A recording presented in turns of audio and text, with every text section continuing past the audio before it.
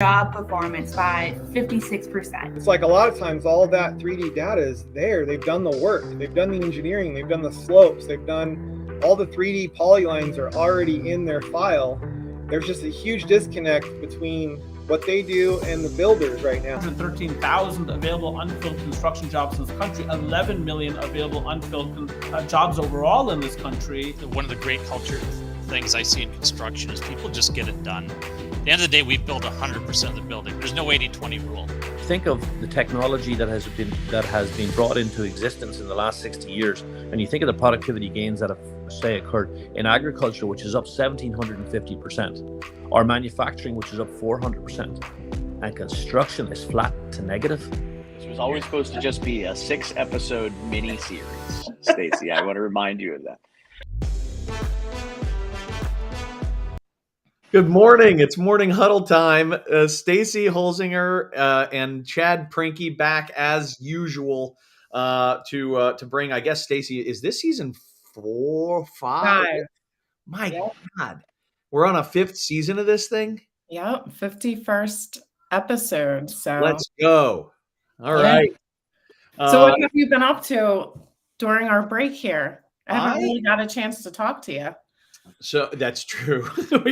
we talked like 2 weeks ago, like, hey, are we ready for this huddle thing? Yeah. So what have I been up to? Stacy, I have been probably number one. I've been working a lot. And I've, as you know, my business is about the same age as yours, maybe a few months older or something like that. But, here we're in our we're coming up on our 3rd year anniversary, 2.5 years in, and we're up to 5 employees. Just hired somebody, just started yesterday, somebody that I've developed a relationship with over the past year, 2 years almost. Been an active Huddle viewer and participant even in the past. His name is Matt Verderamo. And so he joins our growing team. And I guess on top of that, I did fit in a really fun family vacation this summer where we went to New England for the first time. I had never been to the Northeast. So nice. Okay. Yeah. Awesome. How about you, Stacy? What have you been up to since the break? Personally, just any outdoor activity you can possibly think of: fishing, boating, kayaking. I got a new sup board, so I've been using that. And then yesterday I was at Thomas Edison School of Technology with Camp NAWIC, so National Women in Construction. This is their 2nd year. NAWIC has national chapters, but this is DC's 2nd year where they're running this Free Girls Construction Camp.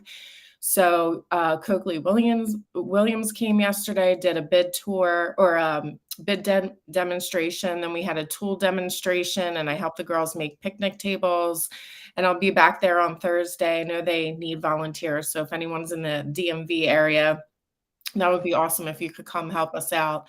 But the parents were just super impressed. Love talking to them. They, the whole thing's free for these kids, and their turnout this year, they had 85 girls register.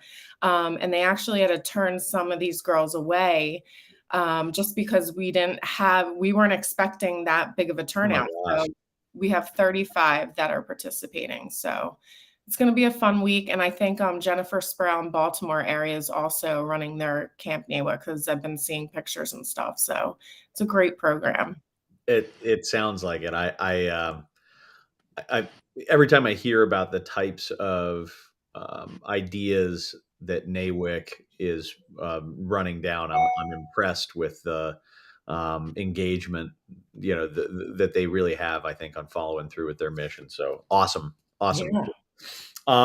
So Stacy, you and I got some feedback from a friend and audience member this past off season, if you will, and he said to me, he said, Chad, I think a lot of people who watch and listen to the Huddle think that the Huddle is your and Stacy's full-time job.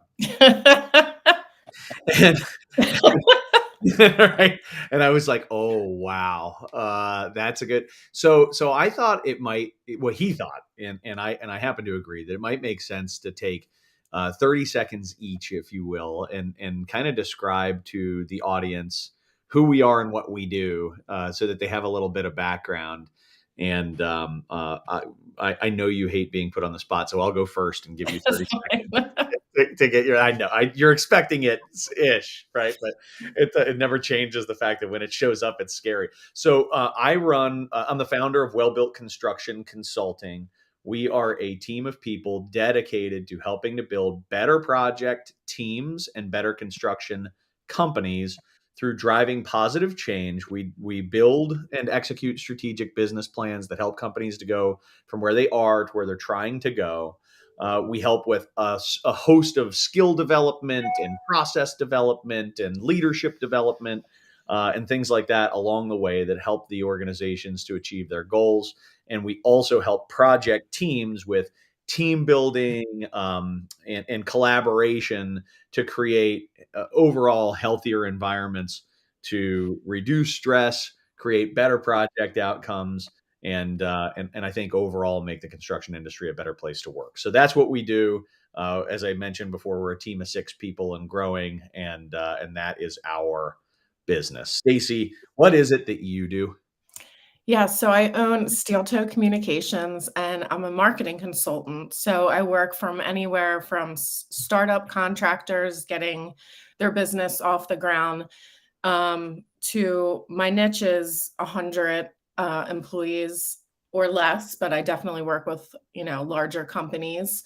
I help them with various marketing activities. So if you don't have the means to hire a full-time marketing professional, but you need help with photography, your website, brochures for an upcoming expo, social media management, applying for awards or the STEP award for safety, any of those activities that may be one-offs that you just need some assistance with because your time and resources are limited. That's what I help contractors with, and commercial contractors usually.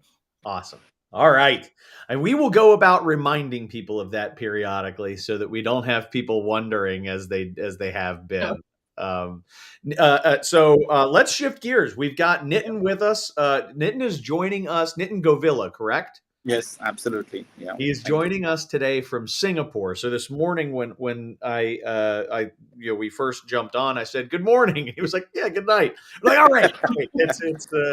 It's Nitin is getting ready for the end of his day just as we get rolling at the start of ours. But you know what? In this world, we're all people are listening and watching at their own pace anyway. So it could be any time of day. But thank you so much for joining us. Nitin is joining us from a company called Serge Ferrari, and he is the head of sales and marketing for that organization that does textile manufacturing, and they're in the construction space, pulling their materials into all kinds of construction products. And Nitin's joining us to talk about some of the advancements in construction product technology from a sustainability and cost effectiveness standpoint. And so I'm looking forward to getting some education on that front. But before we do, Nitin, if you would just give us a little bit of context on you, a little bit about your story, your background, for our audience. So first of all, thank you, Chad, and thank you, Stacy, for having me over.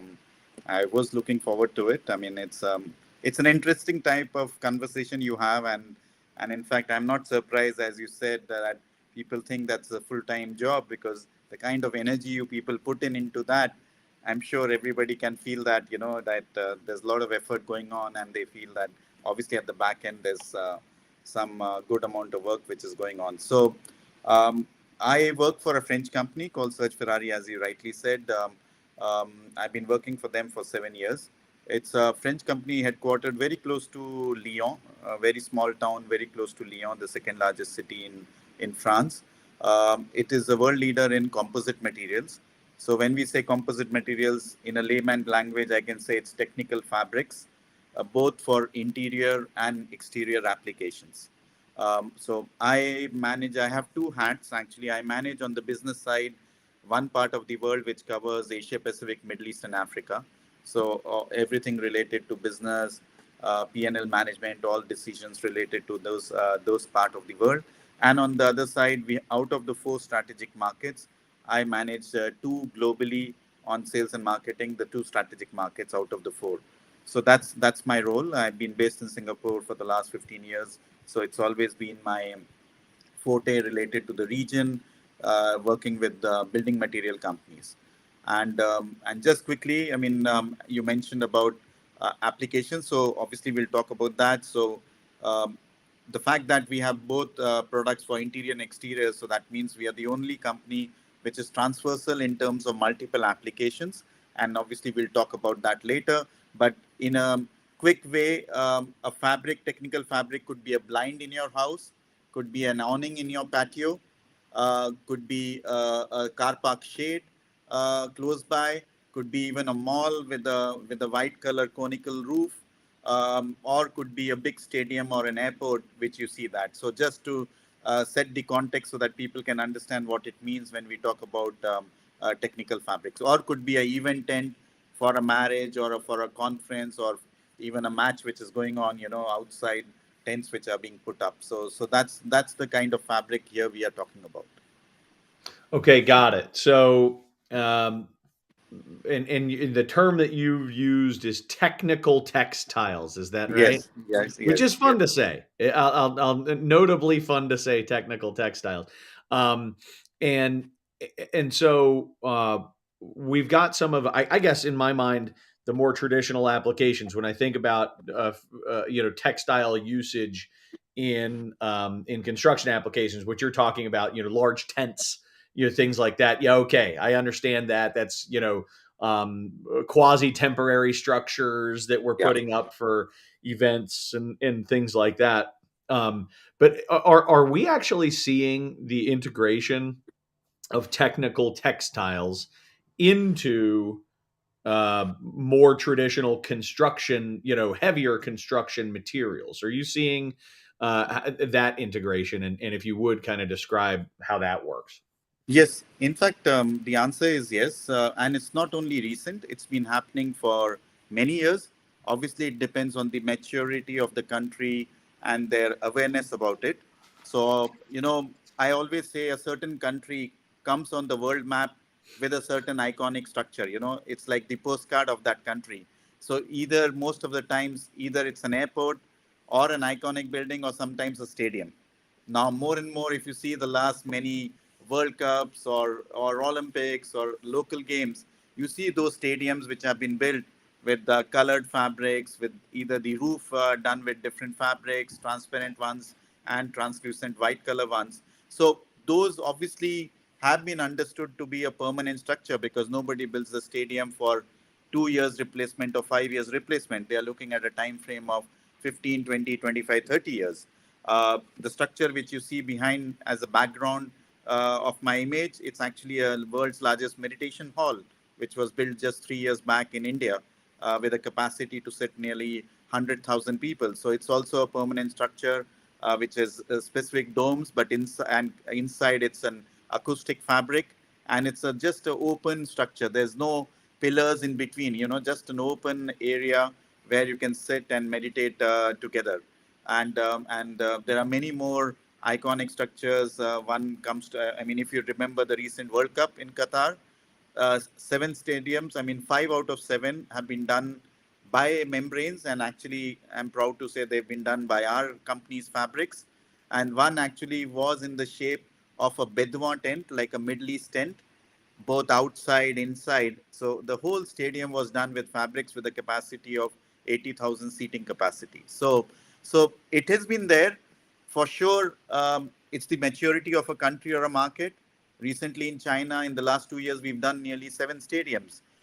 In India, we do 2 or 3 stadiums every year anyway. So it's also sometimes more in developing or the upcoming economies.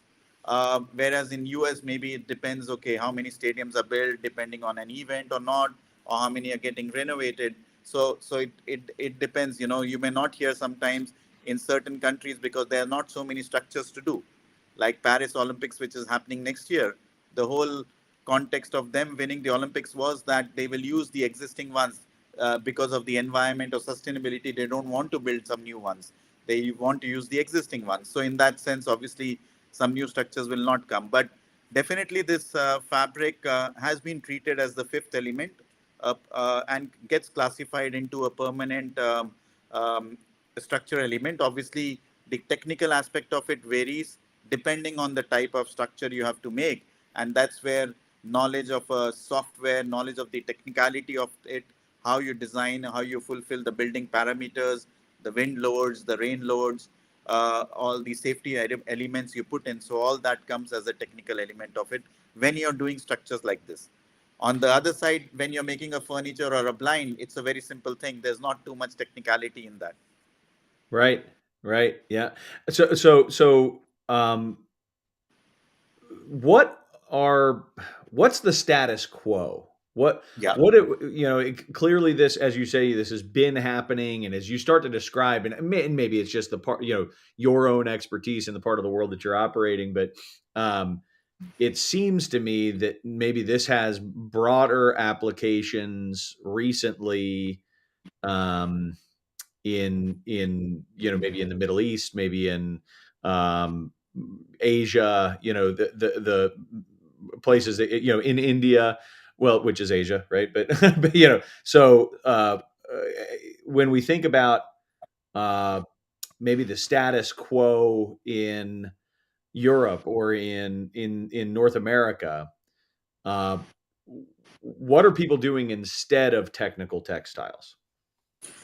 It's a good question. So I would answer in this way, like as I said, because structures in US and Europe have been built in the past. So normally, in fact, every year we will see actually a big structure or two getting replaced because it's reaching its end of life, right? Sure. 25 years. Just recently, last year we did a stadium in Germany. One more we are doing this year because they want to replace it. It was 20 years done earlier. So now they feel the time has come to maybe create a new design or replace it again with a fabric. So this happens, and it's happening in US also. Obviously, it all depends on the now when the time comes to replace, then there are many elements, as you know, the local government regulations and other elements come, and they keep on the budgetary factors come whether they want to do or not. So sometimes the element, the advantage of a fabric or a technical fabric is that you can do both. You can do a new one, you can do a replacement one. Now, for sure, classically, who do we compete with? It will be the classical, you're building a stadium with concrete. Maybe you're building a stadium with steel. Maybe you're building a stadium with some other kind of transparent glass, maybe, for example. Those kinds of material, they are always used in stadiums, and they are still sometimes used either for budget reasons, either for some other reasons, because people like a design. But most of the times we see whenever a stadium comes, membrane will be one element people will always consider, because membrane is a free flowing element. You have the flexibility and the element of surprise with an architect or a designer can put in, and each one is looking for their iconic, once in a lifetime defining structure or image, which is always connected to that architect or that architect firm. So, and that flexibility you will never get with any other material. You will always get with membranes. You can even envelop buildings. More and more now, buildings are being enveloped to make a full building, both even on the walls with membranes. And they are not classified as temporary. They are really as permanent structures also. So it's again part of the concept which people do think, but yes, I mean, it's a continuous knowledge which we also have to give to, I mean, the big firms will know. At a smaller level, you have to continuously talk about it, be present in exhibitions, conferences, and do continuous education also with interaction with architects and designers. What do you find is the biggest hurdle to getting an architect, to getting the design community bought in to choosing this approach as I opposed think to a more traditional approach? so. I would say awareness definitely, and the thing is that what an architect needs initially is a support mechanism, that when they are in that conceptual phase, is somebody transforming their idea, which is still here, into something which can be depicted on paper. It can be, just a drawing. It could be just an initial idea or different options of ideas. Now, this is where sometimes people feel that they are either lacking support, because obviously we are also limited in the way we operate, in that sense that we are there in every part of the world, but we are not so many, right? As a company and as a business, as you just mentioned at the start. So we have people there. We try to provide that support, but there are many times we may not even know that at the time when the architect had something in his or her mind, were they able to get that support to transform it to an initial concept to a visible idea, and then they start working with a technical company to convert that into understanding what it means, the complexity of it, the cost element of it, the other elements now which are looked at, energy savings, heat, temperature, all those elements which have also become more and more important. You need that support at the very initial stage, because okay, big architect firms have everything. They have different departments, Right. so they know what to do. But when you go to the middle tier or the smaller architect firms, that's where the challenge comes, because this kind of support they don't have in house. Now, how organizations are able to provide that support and be go hand in hand from day one with them, I think that's where I would say is the defining factor to grow this market, or the market remains limited going forward. So the way I'm translating that is to mean that it's very difficult to incorporate into a design that which you don't fully understand yourself, or that which you haven't that which you haven't learned about yet. And so this goes back to your thought process of you gotta be out at conferences, you gotta be getting this information in front of people, you gotta be educating and creating a level of comfort and confidence so that they will start to incorporate this into their initial vision. And I think that's probably true with every new construction material. It's at some point Yeah. there, people have to become comfortable with it. They have to get comfortable with it and confident enough with it to know what the applications are, and to be able to incorporate that into their dream. And it's a very fair point, Chad, because what we see, I was just in a conference of this industry in France a couple of months back. What we see today is that if you see across the world, if you pick up any engineering college across the world, how many even offer tensile architecture as a degree? Forget the degree, even as an elective, or sometimes even as a subject of study. Very few offer that. So, in that sense, we cannot blame anyone if their lack of knowledge is there, because as a stream of knowledge, if somebody is taught at the third year of architecture, or maybe as a course or an elective in your engineering course of civil engineering or industrial engineering or whatever, that's where then you're already open and aware of this concept. So when you move forward, these are the questions you're asking, or you're actively looking for it. So I think part of the problem, or a bigger part of the problem, starts there.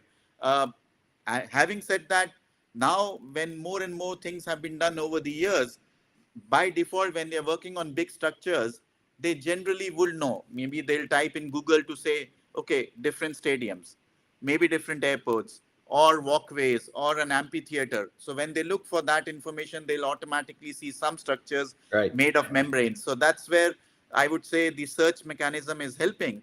But what we are trying to do as a company is then we try to reach out to architecture universities or colleges to start even, sometimes going for a guest lecture, to trying to educate and just tell them, what does tensile architecture mean? What does technical textile or technical fabric means? So this is, I suppose, this is a long drawn process. Obviously, it's becoming deeper and deeper, and a lot of people are getting aware of it. But yes, it's a gradual element here. And if I may, I just saw a question that somebody asked whether it's only related to vanity or legacy. I would say that's one part of it. I just mentioned it as an element that sometimes the flexibility the material offers, but then there are many other elements of it.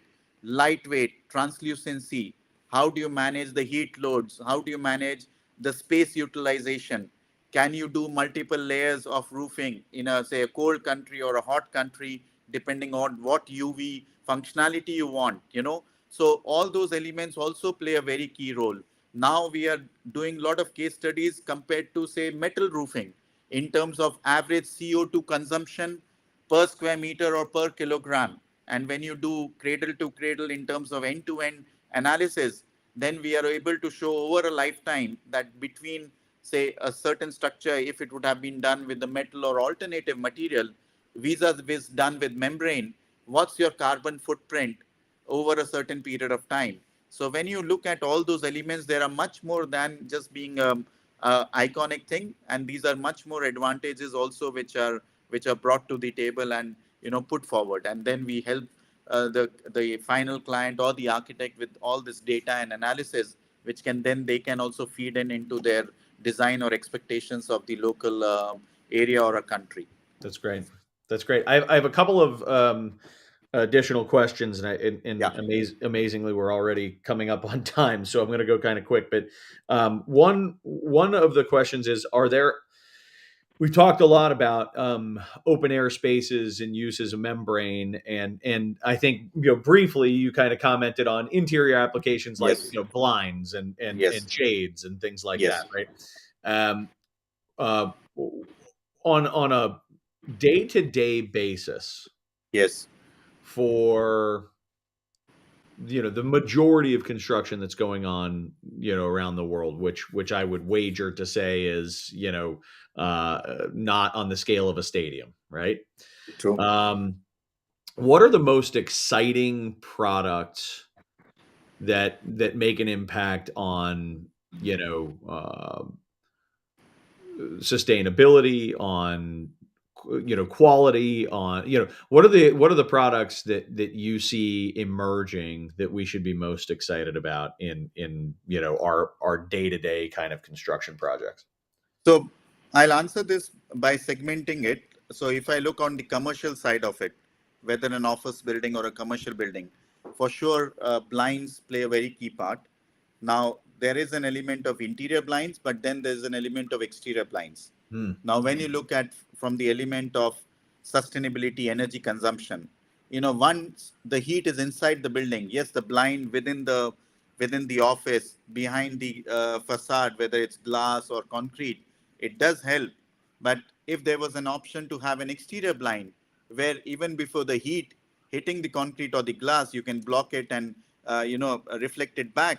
So this is one element which is catching up. Obviously, in Europe, exterior blinds are very key and play a very key part. I think it's not so much yet in US. It's also not so much in certain parts of Asia also. But if you go to Australia, it's a very key element of any house and even to some extent commercial buildings. So that's one element of it. Now, in commercial buildings, there is another element what we call is fabric facades or facade mesh. These are mesh material, and they have the capability to block 85% of your thermal element. So the amount of advantage they can bring to a building in energy saving is amazing. Now, what it does is it still does not block the view. You can enhance the aesthetics of the building. You can renovate it without tearing down the building. You can envelop it. You can have three-dimensional shapes. You can print on it. So these are, you can just you're changing the clothes of a building, if I may say so, in a very simple way. But this is what you can do with facade. So this is a trend which we are really pushing on, and we participate in around 10 to 12 facade conferences across the year. Now, if you go on the residential side, it's mostly blinds, I would say, because more and more people are becoming aware how they manage the energy. And, you have now softwares also which connect all the elements of home including lighting, including sun shading. And this is where having a good fabric which works well with an automation system and can be connected with the home automation controls can play a very key role how you bring in efficiency in your homes also. So these are few things which we now see at least at a smaller level being looked at and being asked for. So that's great. I mean, I asked what was exciting, and now I'm excited. So that's good stuff. That's I got kind of fired up as you were talking about. So follow on question to that, or I guess I Yes. don't know, comment / question. We've talked about what it takes to get architects and engineers to get the design community specifying this product, but really that's one half of or maybe 60% of an equation when it comes to getting this to be successful. There's another half of this equation that really does revolve around, capable, qualified contractors to install this Yes. material. And if the architecture, if the design community doesn't have confidence in the ability to install the product, if there is, it's you have to have the people who actually know how to do this. So I guess talk a little bit about the contractors that would do this work. What are their trades? Are they roofing contractors? Are they, give me the, and I'm going to again focus on the day-to-day material stuff. Let's not talk stadiums for a minute. So in our talk about business, who they are and then how they get good at this. Where do they learn about it? So in our business, generally the word contractor, we use it a bit differently. The contractors would be the ones who have been given the full charge of the project, and then within that project they will have different elements to complete.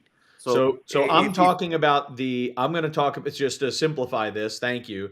In this application, I want to assume that it's like the majority of commercial construction or non-single family home residential construction that happens in the United States, which is performed in the field by the trade contractor, the specialty contractor community. So I'm not talking about the big general contractor right now. I'm talking about the trade contractors that are actually going to do this install.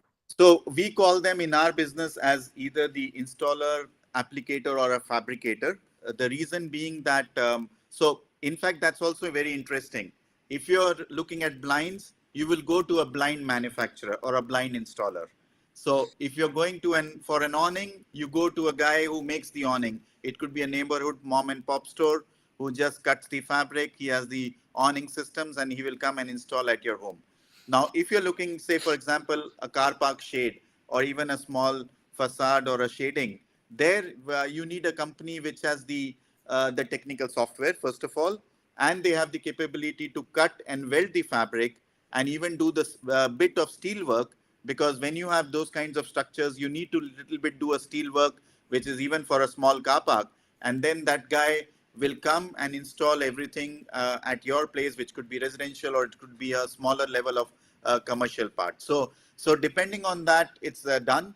In furniture, it could be a furniture manufacturer who would come and make the whatever you're looking for, whether a sofa or a chair, and then obviously deliver it to your restaurant or a home or whatever. So depending on the kind of application, the intermediate company, which you call as contractors, varies in terms of the profile, in terms of the skill set and the technology involved. Absolutely.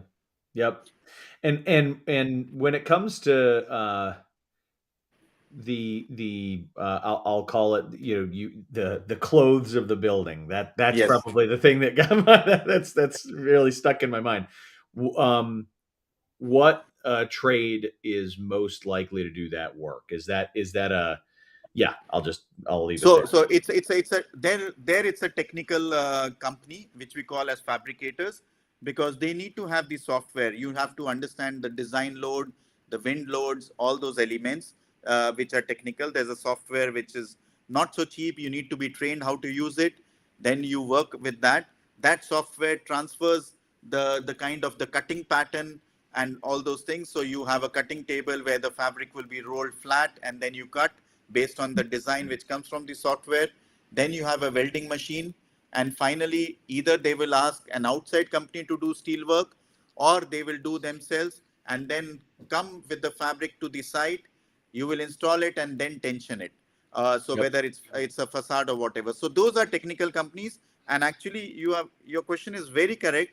The growth of the market sometimes is limited or growing fast depending how many companies or people enter into this business. Yep. Basically, because and generally what we have seen is, which is a strange part in this industry, a lot of people who've been employees of a big company in the past, they kind of go out and create their own company.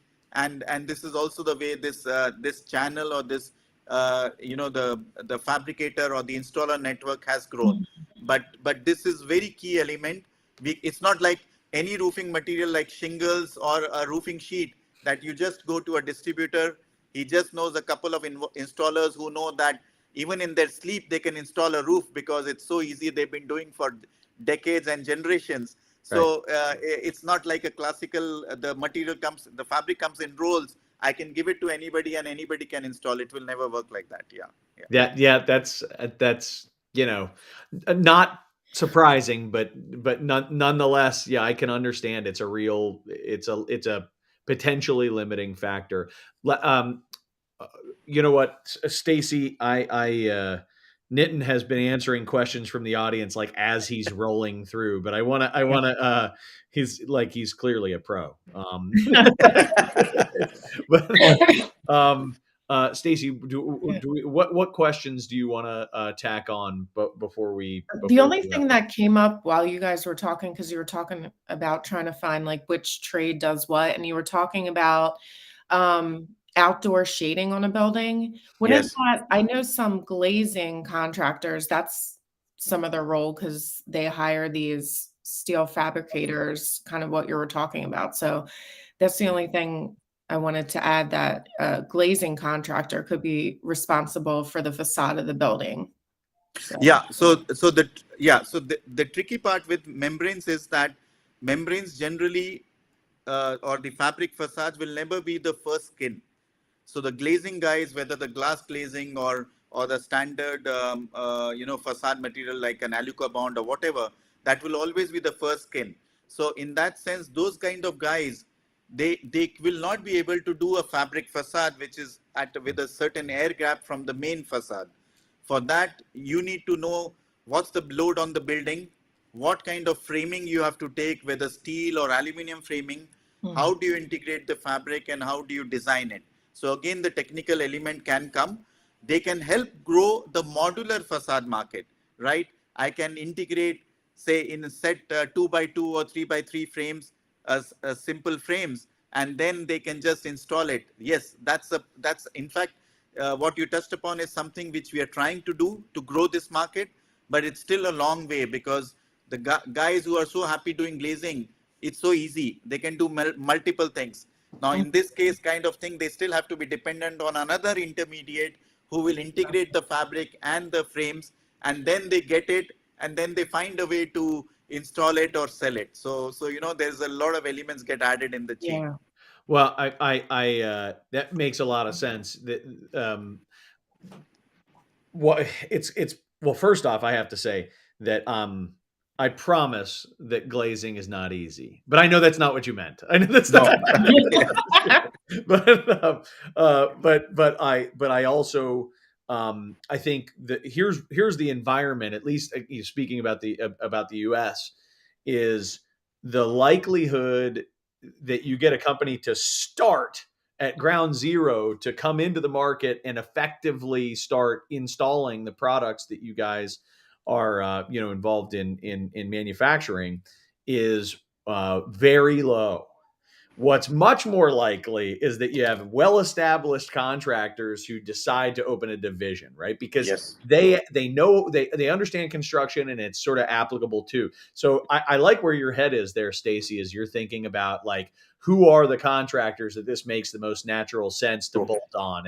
It's glazing contractors, maybe it's masonry contractors, maybe it's steel, erectors, steel erectors, maybe it's roofing contractors, the people for whom these are, could be drywall contractors. They want to own the entire envelope. Absolutely. Maybe that's a part of it. So it's a very obviously not just the envelope, right? But then the skin and the facade. But anyway, there's a lot of really interesting paths forward, and a lot of our audience, Nitin, fits into that designer and constructor, category. So as we're talking about this, maybe we've sparked some ideas for folks to try to explore and learn more. If they did want to learn more, if they wanted to get explore more what you're talking about, where would you direct them?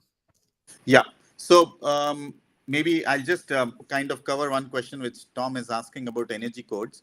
What I would like to say here is that yes, when we are working with the designers, and the designers, they have their own now energy consultants or energy consultants who help them when they're working on a building. So we are able to provide whatever they need in terms of product data or full material submittal, which also says we may have a green guard certificate, we may have other certification to talk about that, because when they are making a building, they have to integrate many elements. So being one of the materials, we are able to provide all the elements which can fit into their overall codes. And there sometimes we are also able to support in the design of the right kind of material, because they may say they want a certain U value which should be below this. They want a thermal value which would be below this. So then we come back to them to say, if you use this material or this kind of fabric, this is what you can get. And then they put it, their energy consultant would put all the elements from different materials and come up with the energy requirement of that building. So this is one way it supports, and membrane really play a very positive role generally compared to other materials. Now, coming back to your point, Chad, yes, I mean, if they want to know, I mean, obviously it's classically our website, which is www.sergeferrari.com, where you will see all the information on different kinds of material. But then if they want to know a little bit deeper, then obviously they can write to me through you, or they can write to me at nitin.govila@sergeferrari.com, and I can then provide them more technical information or presentation related to one element. Like we have something which is specifically devoted for acoustics. We have something which is specifically devoted to facades. Then similarly, for how do you manage the solar element of a building through interior and exterior screens. So similarly for the exterior buildings. So all that we can always provide that and support, and we have people locally in every country. They can obviously come and meet you or anyone, and then depending on the information, then we can provide good support from our product management, which is based out of France, if it goes to another level, and through our R&D and everything. So we have a lot of experience in that to work together, or even play a role of a guide or a kind of a consultant if they're looking for some guidance or advice on certain things. Nice.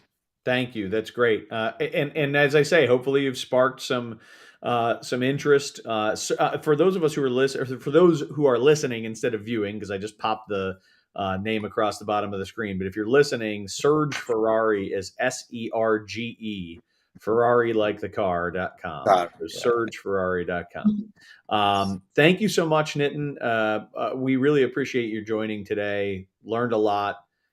Excited about the future of what technical textiles can bring to the industry. So thanks. Stacey, anything before we let Nitin go? No, thanks. It was so nice to meet you, and have a great rest of your day. Night. Thanks a lot. Night.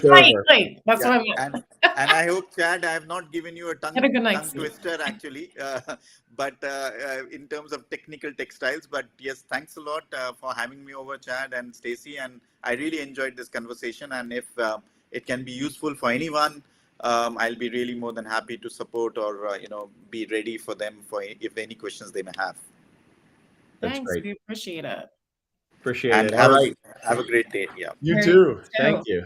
Stacey, let's button this thing up and talk a little bit about next week. I forgot how much energy this gives me, and I missed it in my life. I really love getting to know new people and talking to them about what they're passionate about, and when they really know their stuff, like today's guest, it does get me fired up. So I thank you again for setting up our guest list.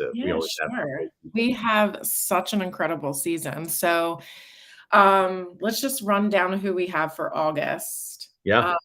You're joining us. I'm interviewing you, which I'm I can't nervous wait. about. I'm going to be a guest.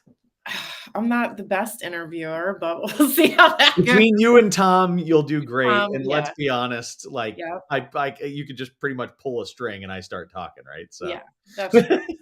You'll be an easy guess. Yeah. But you'll be talking about how to lead change in an organization, which is a great topic for you. And I've seen you speak, and incredible speaker.